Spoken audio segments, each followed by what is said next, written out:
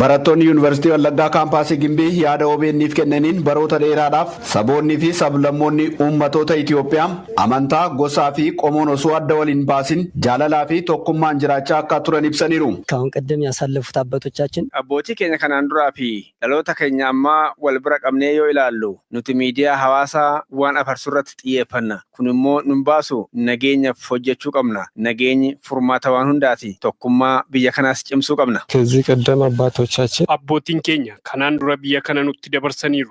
Kunis osoo waliin qoodiin jechuudha. Garuu yeroo keenya kana walitti bu'insa uumamaa jiru dhaabuu qabna. Waan hedduu baranneerra. Anuu amma afaan Oromoo fi aadaa Oromoo baraan jira. Inni izaa ትንሽ ኦሮምኛ ላኪም ግን እዚህ መጥቼ ትንሽ ኦሮምኛ ለምጃለሁ ባህል ለምጃለሁ. Fakkeenyummaa abboonni dabarsan kan ammoo dhaloonni ammaa hordofuu qaban yaada barattootaati. Wallaggaa Yuunvarsiitii Kaampaasii Gimbiitti barsiistonni barnoota saayinsii siyaasaa barsiisan keessa Dr. Damus Firdisaa fi barsiisaa Galataa Gammachuu waan jedhan keessa uummanni Oromoo aadaa isaa keessatti sabaa fi sablammoota kamii wajjin wal danda'ee jaalalaan kan jiraatu malee kan dhiibu akka hin taane seenaa keessatti hin argine jedhan. Dhugaadha uummanni Oromoo uummata hammataadha.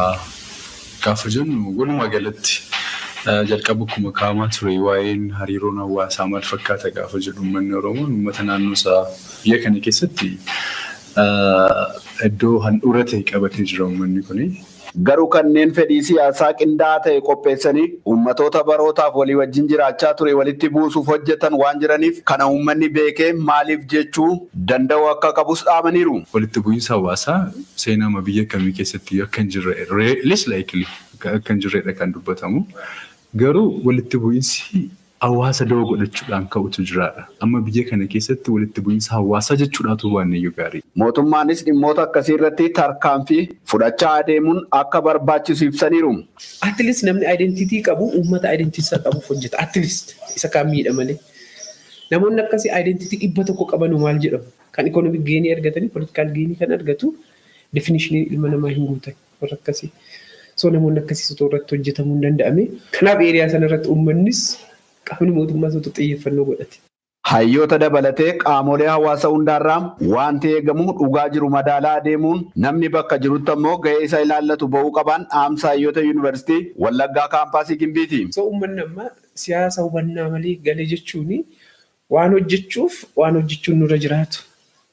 Mirga keenya kan ta'e mirga keenya kan hin taane. Kana hundumaa adda baafanneen ilaalle. So ammas akkasii gochuutu irra jiraata. Siyaasni abbaa qaba. Uummanni hojii irratti bobba'ee calqaba isaa abboommachuutu irra jiraata. Siyaasni baay'ee hundumaayyuu jira. Barsiisaanii gahee isaa raawwatee barataa faana hariiroo qabu, kolleejjii faana hariiroo qabu, achitti hojii isaa bareecheef hojjete jechuun dirqama isaa baay'eeraa jechuudha. Gama biraatiinis mootummaan caasaalee isaa sadarkaan jiran cimsaa adeemuun akka irra jiraatuu fi hubannoo hawaasaa irratti hojjechuu qabas jedhaniiru. Institution hin cimne yoo ta'e, political institution, social institution, whatever it is. Akka hariiroo hawaasa kanaa deeggaruu danda'utti cimsuu danda'udha. Isa kanaaf immoo was responsible jalqabaan mootummaadha.